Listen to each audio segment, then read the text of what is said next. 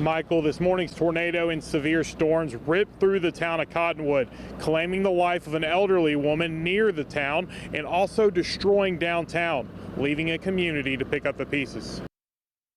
81-year-old Charlotte Pascal's mobile home on September Road just outside of Cottonwood was picked up by the tornado and flipped several times while Pascal was trying to seek shelter in her bathroom.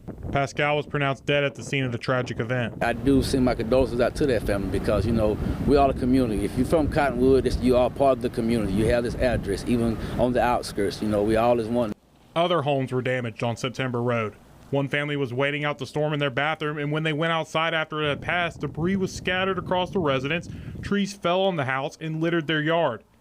Luckily, no one was hurt, and the home looks to have only sustained structural damage. Down the road, a mobile home with a family inside was lifted up by the tornado. Luckily, the family survived, but their home is destroyed, and the home was off of its foundation. There's a lot of people that live here for years, and they lost a lot. I mean, old houses that their children grew up in, they're gone now. You know, a lot of memories, a lot of people are going to lose from this storm. In the downtown district of Cottonwood, storms gutted it, leaving a warpath in its wake, cutting power for a lot of the town and destroying businesses that were local favorites to all who visited, injuring several town residents and workers. Catastrophic event for the town, literally a catastrophic event. Smith and officials decided to put the town on lockdown. No one is allowed within the Cottonwood city limits who is not a part of emergency operations or who does not live there.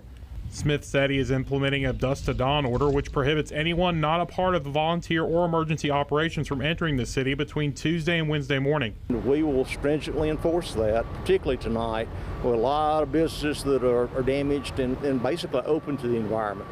He even says some of the local businesses are destroyed and have already decided not to come back. That worries us. It's very worrisome for the town. Houston County Superintendent Brandy White says Cottonwood High School and Elementary will be used as a staging area for relief crews, and they will use the agribusiness building.